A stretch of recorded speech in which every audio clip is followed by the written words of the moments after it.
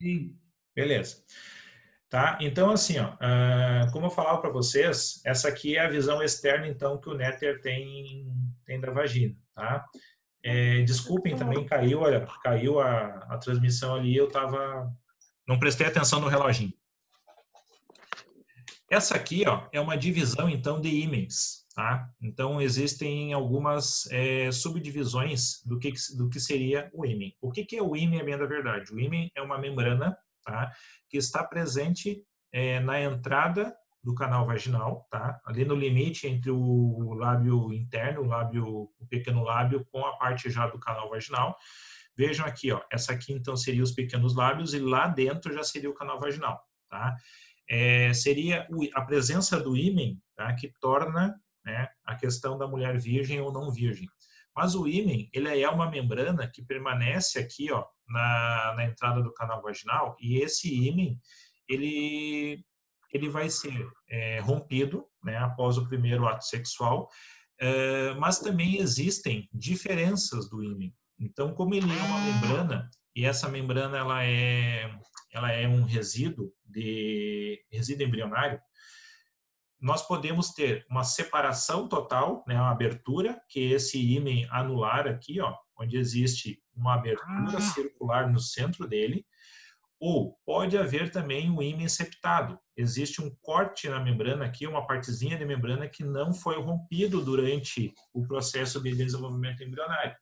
E isso aqui, durante o primeiro ato sexual, é uma coisa que vai acabar se tornando dolorosa e pode, inclusive, dar sangramento, né? Vai haver também o que se chama de ímen cribiforme, que a separação, inclusive, ela não foi nem completa, nem para um lado nem para o outro. A separação só originou pequenos furinhos, tá? Que são pequenas perfurações. Isso também é um ímen bastante doloroso durante o ato sexual, tá? Então, esse seria o ímen cribiforme. E ainda, tá, o que se chama de introito gestado, que isso aqui seria a abertura do canal vaginal no pós-gestação. Tá? Então, a gente sabe que durante o processo gestacional vão se passar 40 semanas e depois das 40 semanas tem que fazer o processo do parto. E que o parto vaginal, né, é o parto natural. E durante esse parto vaginal, então, vai haver uma dilatação bastante grande da abertura do canal vaginal para proporcionar a passagem do feto. Tá? A passagem do bebê. E aí, no pós, né, gestação, no pós-parto, vai haver, então, uma dilatação, vai permanecer essa dilatação durante algum tempo e depois essa dilatação ela começa a fechar novamente. Mas a esse tipo de formação aqui do canal vaginal, da abertura do canal vaginal, é chamado de introito gestado. Tá? Isso são as possibilidades que a gente vai encontrar do ímen conforme a abertura ali do canal vaginal. Certo? Alguma pergunta a respeito disso? Tudo tranquilo?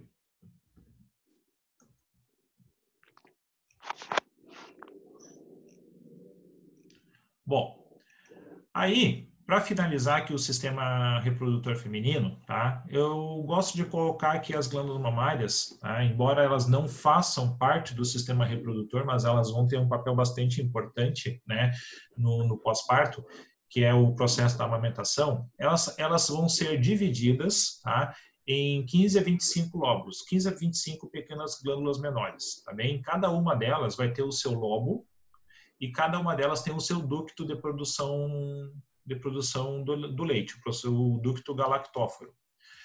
Aqui, ó, a gente tem uma representação também de histologia, onde aqui, ó, a gente tem a parede, tá? Deixa eu pegar um lapisinho aqui. Aqui a gente tem, ó, a parede do tórax, tá? Aqui a gente tem costelas, costela, e aqui tem músculo, tá? O músculo peitoral maior. Acima do peitoral maior, então, está colocada essa glândula mamária. A glândula mamária, ela vai ter tamanhos diferentes em cada mulher, conforme a sua herança genética, né? Os tamanhos, eles estão muito mais ligados a retenção de gordura, acúmulos de gordura, né? Isso é o que vai dar propriamente o formato e o tamanho mesmo da mama, do que propriamente a quantidade de lobos. Claro que uma mama maior ela vai ter um pouco mais de lobos do que uma mama menor, tá? Mas as produções galactófaras elas são as mesmas. Vejam o seguinte, deixa eu só limpar aqui, ó. Aqui, ó, eu tenho um lobo, aqui eu tenho um outro lobo, tá? E cada um deles vai desembocar lá no bico do seio com um canal. Então, na verdade, se a gente olhasse o bico do seio de cima, nós veríamos isso aqui, ó. Tá? Uma estrutura com vários canaizinhos se abrindo. E cada canalzinho desse está trazendo um pouquinho de leite, tá bem? Então, o leite, ele vai ser produzido aqui nos lobos, tá? E ele vai ser trazido até o ápice do seio ali, até o bico do seio, ok? Aqui a gente tem uma representação, ó, de como estão esses lobos durante o processo de gestação ou não, tá? Então, aqui a gente tem, ó, um lobo não gravídico, tá? Aqui a gente já tem um lobo gravídico, então ele já começa a haver um preparo dos lobos e uma maturação para haver produção de leite, tá? E depois a gente tem os lobos já em produção de lactação, tá? Em fase de lactação. Então aqui no meio, ó, a gente tem leite sendo produzido e esse leite vai escorrer, tá? Pelos canais até chegar então no bico do seio, ok? Quem vai governar isso aqui tudo também é sistema hormonal, tá? São os hormônios que vão ser produzidos pela hipófise, tá? Que vai ser o hormônio galactófaro, tá? O hormônio que vai produzir o leite, ok? Então, essa vai ser a formação da glândula mamária, tá bem? Crianças, perguntas?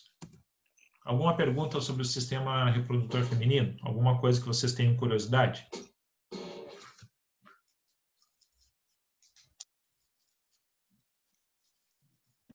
Por enquanto era isso, eu acho, professor. Tudo certo? Todo mundo entendeu bem? Eu só queria saber como uma explicadinha por cima assim da parte da ampola, do istmo, da parte uterina, assim. Não sei se teria se nos slides vão estar disponíveis. Sim, os slides vão estar disponíveis, com certeza. Tá? Aí na parte de ampola, a parte do... Cadê? Aqui. Tuba uterina, tá? Aqui está a descrição, então, das porções, tá? Como eu disse para vocês, o infundíbulo eu não citei, mas vocês ainda vão ouvir falar sobre ele, tá bem? Então, o que eu prefiro, eu preciso que vocês gravem mesmo, que eu gostaria que vocês gravassem. Fímbrias, ampola, istmo e parte uterina. Essas são as porções da tuba uterina que eu gostaria que vocês gravassem, tá? E aí, depois, ó, tem essa imagem aqui, que é da histologia, tá? Mostrando ali as porções, e tem uma outra aqui, que é uma imagem do néter, mostrando todas elas, ó. Aqui a porção das fímbrias, o néter ainda coloca em infundíbulo, ó, então é essa porção de transição aqui, ó, antes de chegar na ampola. Depois tem a ampola, o istmo e a parte uterina da tuba uterina, tá? Aqui, ó, parte uterina, a parte do istmo, parte de ampola, infundíbulo e fímbrias, tá? Então, isso tudo vai estar nos slides. E aí, os slides, depois eu carrego esses slides lá para vocês, tá bem? Ok? Ok. Vamos adiante. Nenhuma pergunta a mais? Vamos ver aqui. Beleza. Até vocês estão perguntando pouco. Eu sempre tenho medo dessas aulas aqui de sistema reprodutivo, porque todo mundo traz umas perguntas, né? Às vezes umas perguntas meio cabeludas, mas como agora é de manhã, né, online, eu tenho certeza que vocês não vão perguntar essas coisas cabeludas.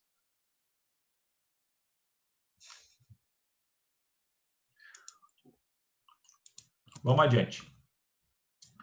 Bom, então assim, ó, sistema reprodutor masculino, tá?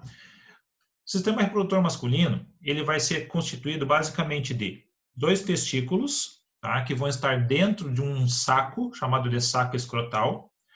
Esse saco é uma função de saco mesmo, uma função de armazenar esses testículos. Vai existir um canal chamado de canal deferente, ó, que ele vai vir lá do testículo, vindo para trazer o espermatozoide para dentro do canal da uretra. Tá aqui a uretra masculina, ó. Tá? Então vejam que a uretra masculina ela é maior em função do pênis, tem que atravessar toda a extensão do pênis, tá bem? Não vou entrar nem na questão de uretras menores e maiores, ok? Mas existem essas diferenças. Que mais? Nós vamos ter depois aqui, ó, a estrutura do pênis propriamente dita, e essa estrutura ela vai ter uma glande, né, lá no ápice do pênis, que é a estrutura que vai ser sensitiva do pênis, e depois nós vamos ter colocado ao redor do pênis 3 cilindros, tá? Que esses cilindros, durante a ereção, eles vão se encher de sangue, tá? E esses cilindros que estão aqui, ó, esses cilindros são os responsáveis por manter a ereção peniana, tá? Uma coisa que a gente precisa entender é que o sistema peniano, tá? O sistema reprodutor masculino, ele está compartilhando com o sistema urinário. Então, olha só, aqui está a bexiga masculina, aqui está a uretra masculina, e essa uretra, ela vai eliminar o conteúdo de dentro da bexiga, que é a urina, mas também essa uretra vai ser utilizada para a passagem do espermatozoide. Então, observe uma coisa. A urina tem um pH ácido. Então, o que está passando dentro do canal uretral tem uma acidez. Já esse espermatozoide, ele não pode viver em meio ácido. Então, vai existir ao redor do canal uretral uma série de glândulas, tá? Que essas glândulas, uma das funções delas, inclusive, vai ser de neutralizar esse pH para permitir uma passagem segura para o espermatozoide, tá bem? Então, já tenho uma coisa em mente. Uma coisa é esperma e isso é diferente. Desenhando que é uma beleza. De novo, esperma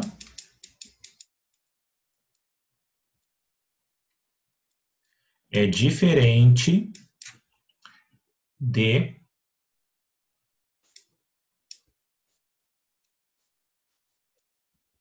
sêmen. Ok? São coisas diferentes, certo?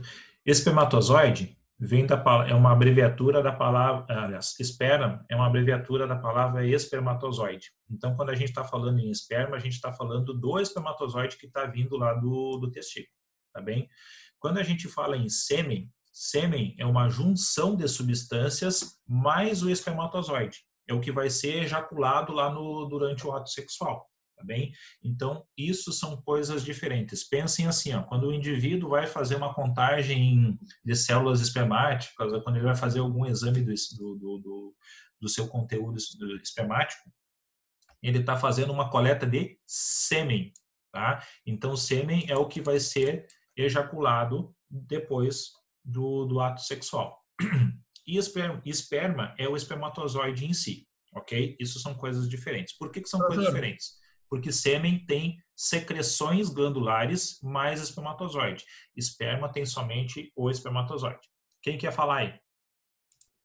Isso pode gerar a ovulação, o líquidozinho antes que sair? Pode. Porque durante esse processo aqui, ó, da lubrificação do canal da uretra e durante o processo de desacidez, né, de neutralização do pH da uretra, essas substâncias que estão sendo lançadas aqui dentro do canal da uretra já podem ter alguns espermatozoides passeando por ali.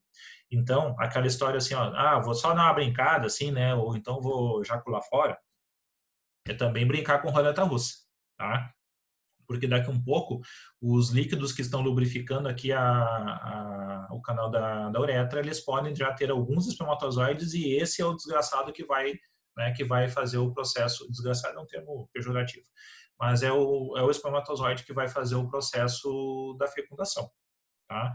Então, a história do, né, vamos só brincar um pouquinho e depois a gente não vai ejacular fora, não é brincar com a sorte também, tá?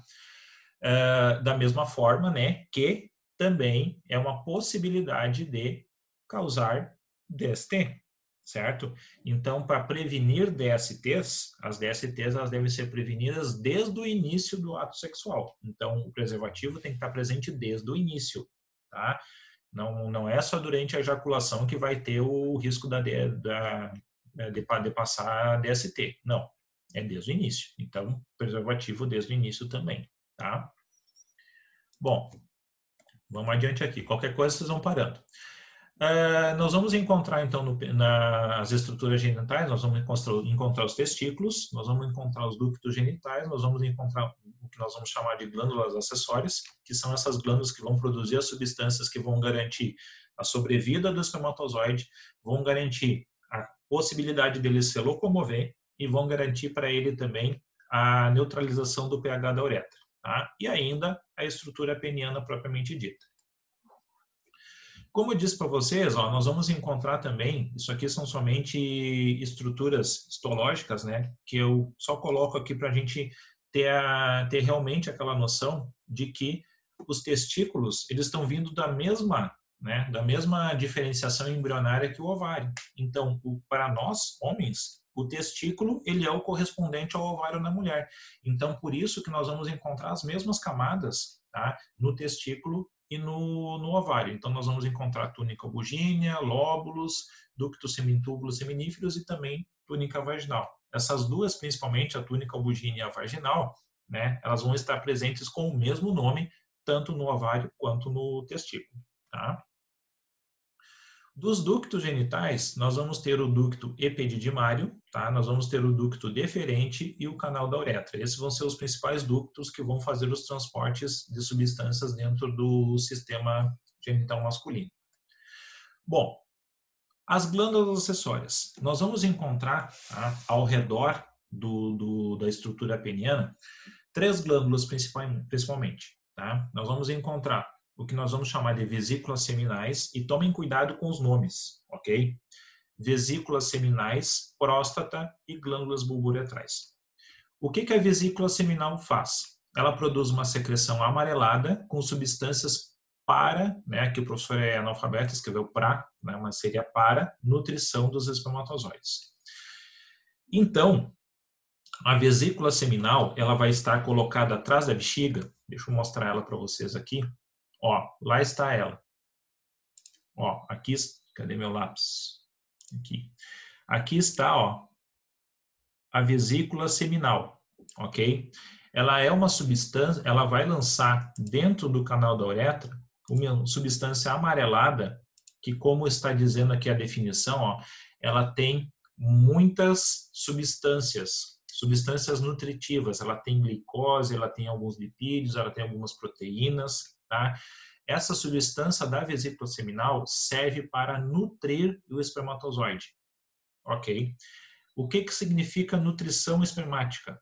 Eu não falei para vocês que ele tem condição de sobreviver até 72 horas fora do organismo masculino, tá? Detalhe, sobreviver fora do organismo masculino, mas dentro do feminino, tá bem? Então, assim, ó, se ejacular na água, ele não vai sair nadando e vai achar algum lugar para entrar. Não. Se ejacular em qualquer outro lugar, numa superfície, ele vai morrer em questão de segundos, minutos, tá bem? Então, tomem cuidado com as definições e com o que existe também no ideário, na fantasia popular aí. Então, ele vai sobreviver até 72 horas dentro de outro organismo, tá? Dentro do organismo feminino, ok? Então, para que ele consiga se nutrir durante esse período, ele precisa de substâncias. Essas substâncias quem vai produzir são as vesículas seminais. Ele vai precisar de uma estrutura, de uma substância, tá? Que vai dar volume, que vai dar um meio líquido, tá? Para que esse espermatozoide ele consiga se locomover. É uma célula flagelada. O espermatozoide é uma célula que possui flagelo. O que é o flagelo? tá? O meu espermatozoide sempre parece um balãozinho, ok? O flagelo é essa porção aqui, ó, tá bem? É essa estrutura aqui que proporciona o deslocamento da célula espermática. A célula espermática ela tem essa diferença em relação ao óvulo. O óvulo não consegue se locomover sozinho, ele precisa de movimentos ondulares, né, da tuba uterina para locomover ele para frente. Já o espermatozoide, pela presença do flagelo, ele consegue se locomover sozinho. Então, mas ele precisa do meio líquido para que isso aconteça. Quem dá esse meio líquido para a locomoção do espermatozoide vai ser a próstata, tá? E ainda, deixa eu mostrar para vocês onde é que está a próstata. A próstata está lá, ó, colocada abaixo da bexiga, tá? Isso aqui tudo é a bexiga masculina, certo? Atrás da bexiga lá, ó, a gente vai encontrar a vesícula seminal e depois bem embaixo da bexiga, ó, nós vamos encontrar a próstata, tá bem? Deixa eu voltar lá agora. A terceira glândula que vai produzir substâncias importantes para nós vai ser a glândula bulbo-uretral. A glândula bulbo-uretral é aquela que é semelhante, que é análoga à glândula de Bartholin, que ela vai estar produzindo uma substância lubrificante dentro do canal da uretra masculina. E essa substância lubrificante, ela também tem a função de neutralização do pH da uretra masculina. Tá? Então lembrem, a uretra masculina passou xixi, passou urina, é uma coisa ácida e precisa depois haver uma neutralização dessa acidez para que daí o espermatozoide passe ali de forma segura. Senão ele vai ser destruído pela acidez da uretra. Tá? Então a glândula bulbo-uretral vai ser a glândula responsável por essa produção de substância que vai neutralizar e também vai lubrificar o canal da uretra. Tá? Essa glândula, ela começa a produzir essa lubrificação depois ela sai de dentro do canal da uretra e também lubrifica a glândula peniana, facilitando o processo da penetração durante o ato sexual. Tá? A glândula bulbo-uretral, ela está colocada aqui, ó. Ó, aqui está ela. Aqui tem uma e lá do outro lado, que nesse corte não vai aparecer, vai ter outra, tá? São como se fossem dois grãozinhos de ervilha colocados abaixo da próstata e elas vão lançar as substâncias aqui, ó, dentro do canal da uretra, tá bem? Deixa eu fechar aqui, vamos voltar. Então, essas três glândulas vão produzir substâncias e aí elas vão somar essas substâncias, cadê meu lápis? Vão somar estas substâncias aqui, produzidas por elas, tá? Vão somar com o espermatozoide, tá? E aí, então, nós vamos ter a formação do sêmen, ok? Então, o sêmen é a junção das substâncias produzidas pelas vesículas seminais, pela próstata, pelas glândulas bulbo-uretrais e mais o espermatozoide. Isso vai dar para nós o sêmen, ok? E isso, então, é o que vai ser ejaculado lá durante o processo sexual. Deixa eu só ver aqui o chat. E quando tem que retirar a próstata por alguma patologia? Ok, o processo sexual fica comprometido e o processo reprodutivo também fica um pouco comprometido. Professor, Oi. e quando é realizada a vasectomia? A vasectomia, ela é um corte no trânsito, tá? Deixa eu mostrar uma imagem aqui. Olha só, vamos explorar essa imagem aqui. Essa imagem está mostrando para nós aqui embaixo, ó, um saco, tá, de pele, que é o saco escrotal. Dentro desse saco escrotal é onde nós vamos encontrar, então, o testículo. Aqui está o testículo, certo? Esse testículo tem uma estrutura colocada acima dele, aqui, ó, que é chamada de epidídimo. Qual é a função do epidídimo? É guardar o espermatozoide durante um período de tempo até que esse espermatozoide seja ejaculado. Se esse espermatozoide não for ejaculado, o epidídimo por si só, ele pega esse espermatozoide, degrada ele e deu com a bola. E depois vem o espermatozoide novo, tá bem? Então, a produção espermática dentro do ciclo reprodutivo masculino, ela só vai começar durante a puberdade do homem e vai terminar quando o homem morre, tá? Ela não tem uma fase assim delimitada. E esse espermatozoide, então, ele está sendo constantemente produzido e se ele não for ejaculado, ele vai ser degradado e vem um espermatozoide novo. O lugar onde esse espermatozoide ele é guardado temporariamente é aqui, ó, uma estrutura chamada de epidídimo. Do epidídimo vai partir esse ducto aqui, ó. Alguém falou alguma coisa no chat, eu já olho, tá? Vai partir esse ducto chamado de ducto deferente, tá? O ducto deferente é o responsável por trazer o espermatozoide lá do epidídimo, atravessar todo esse trajeto aqui, ó, e largar esse espermatozoide lá dentro da uretra, tá? O que vai acontecer durante a vasectomia? Corta aqui, ó. Corta o canal. Tá? Então, o espermatozoide não vai mais conseguir chegar lá dentro do canal da uretra. O que chega lá na uretra? Vai chegar as substâncias produzidas pela próstata, pelas glândulas bulburetrais, pela vesícula seminal, todas essas substâncias vão chegar lá. Só não vai chegar a célula espermática, só não vai chegar espermatozoide.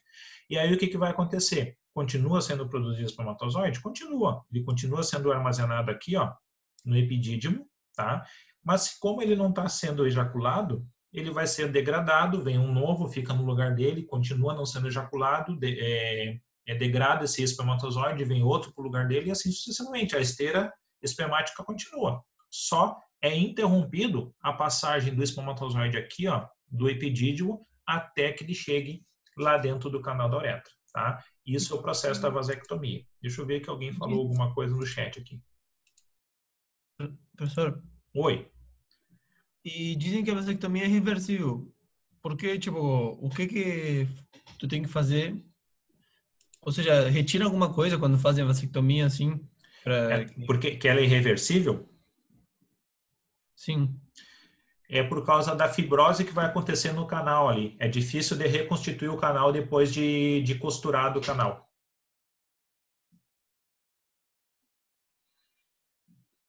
Então, o processo cicatricial vai gerar ali uma fibrose e essa fibrose é difícil de ser revertida. Então, é complicado o negócio ali depois. Quando há câncer no sistema reprodutor masculino, só acontece na próstata? Na grande maioria, sim. Tá? É o local onde mais vai acontecer câncer no homem, vai ser na próstata. Pode acontecer câncer no testículo, também pode, tá? Pode acontecer câncer em outros lugares ali do sistema reprodutor masculino, mas o lugar com mais incidência de câncer no homem é a próstata, tá? Quando eu tenho que retirar a próstata por alguma patologia, tá? Então isso aí a gente já respondeu. Vamos ver essa imagem aqui, ó. Deixa eu ver uma coisa. Tá, essa aqui é a imagem que a gente estava antes, tá? Então, essa imagem aqui, ó, é um corte mediano que a gente pode visualizar o seguinte, ó. Aqui a gente vai ter a próstata, ó. Vejam que a próstata, ela está sendo atravessada pelo canal da uretra. Então, no caso do homem, os problemas com o sistema urinário começam a partir da próstata. Se a próstata ela ficar inchada por qualquer motivo, seja processo inflamatório, seja processo infeccioso, ou seja, processo tumoral, tanto tumores benignos quanto malignos, essa próstata ela incha e ela aperta aqui, ó, a passagem da uretra, certo? E isso vai prejudicar o esvaziamento da bexiga e eu não consigo trazer a urina para fora. Eu não consigo exteriorizar a urina, tá? Aqui, ó, a gente consegue visualizar um corte, ó, da glândula da vesícula seminal, tá? E logo aqui abaixo, ó, a glândula bulburetral, tá bem? Nesse corte aqui, ó, a gente já consegue visualizar, inclusive, uma coisa. Ó. Vejam que aqui eu tenho um cilindro, tá? Que ele está colocado sobre o pênis, tá? Que é um dos dois cilindros com o mesmo nome, que vão ser os corpos cavernosos, tá? Então, eu tenho dois corpos cavernosos colocados superiormente no pênis.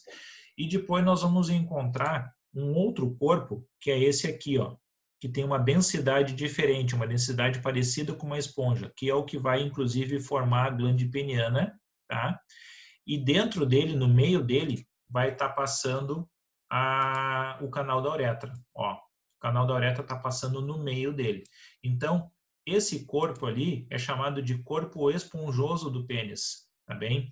Então, ele está circundando o canal da uretra, então ele é um só, e depois acima dele tem mais 2, que são os corpos cavernosos. São os 3 corpos cilíndricos responsáveis por manter o processo de ereção peniana, tá?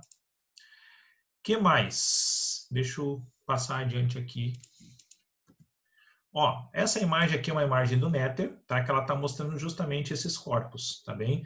Esse aqui, ó, é o corpo esponjoso, tá? E aqui desse lado nós temos o corpo cavernoso e esse aqui é o outro corpo cavernoso. Essa aqui é uma visão inferior do Néter, tá?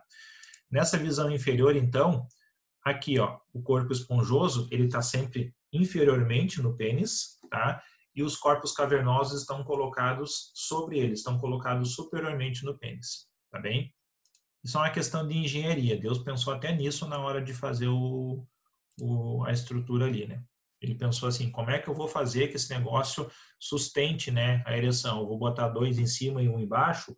Ou eu vou botar 1 em cima e 2 embaixo? Não. Daí ele viu que dava mais certo botar 2 corpos cavernosos em cima e 1 corpo esponjoso embaixo, tá? Então a estrutura, ela fica assim, ó, com 2 canais, tá? 2 canais cilíndricos. Essa aqui, ó, é uma imagem que dá para a gente ver melhor as glândulas bulburetrais, ó. Aqui a gente tem a próstata, tá?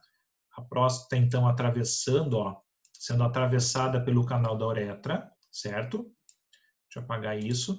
Olha aqui, ó, abaixo da próstata, as glândulas bulburetrais, ó, que elas vão lançar substâncias já dentro do canal da uretra que está passando dentro do pênis, tá bem? Olha aqui, ó, corpo esponjoso e dos lados aqui, ó, colocado superiormente, os corpos cavernosos, tá? O que mais?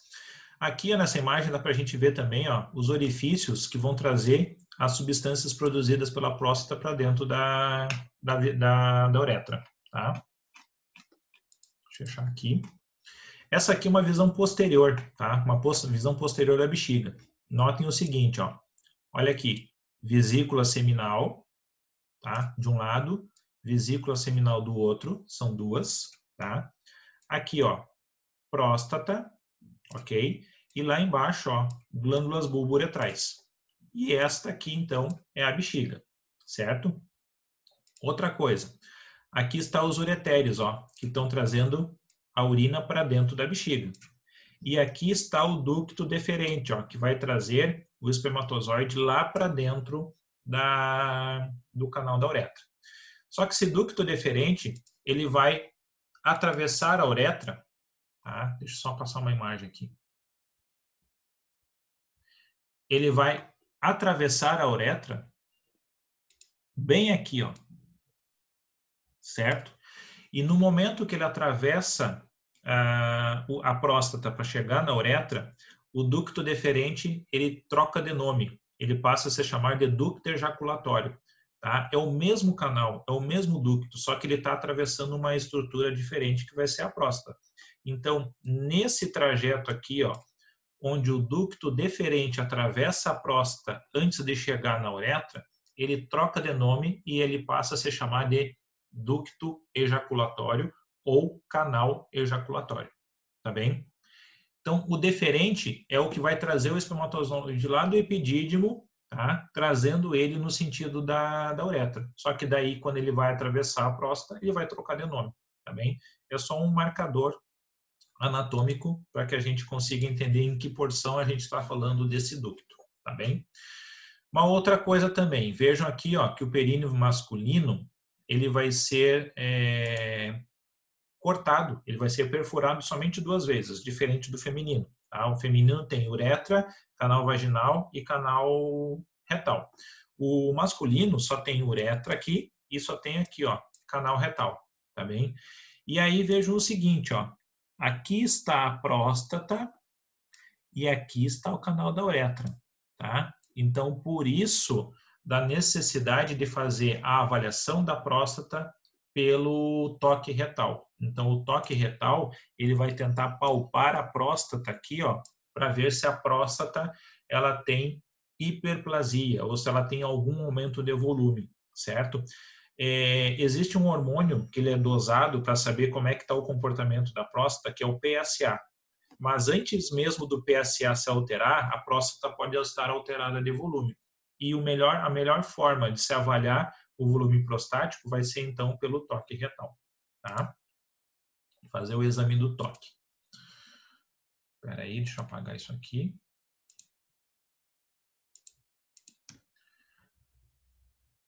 Essa aqui é só uma outra imagem mostrando os corpos, tá? Aqui tem os dois corpos cavernosos dos dois lados, tá? E aqui no meio, ó, o corpo esponjoso, ele está circundando a uretra, tá?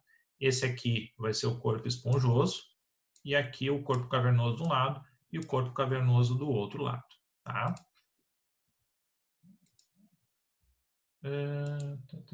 Deixa eu apagar isso aqui de novo.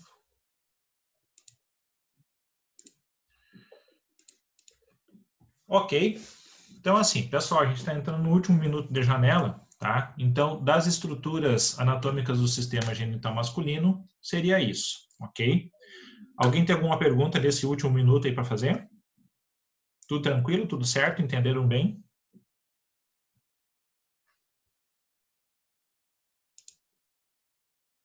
Tranquilo? Então tá. Queridos, até sexta, então. Eu vou enviar outro formuláriozinho para vocês responderem de sistema urinário e de sistema genital, tá? Vocês usem os materiais que eu vou deixar esses slides também lá na página, e aí, então, vocês respondam e enviam para mim. E aí, essa aí já conta uma avaliação já para a nossa terceira nota, tá? Semana que vem a gente tem aula de novo e já vamos tratar sobre o sistema cardiocirculatório, ok? Um abraço, se cuidem, tá? E vamos lá, vai dar tudo certo.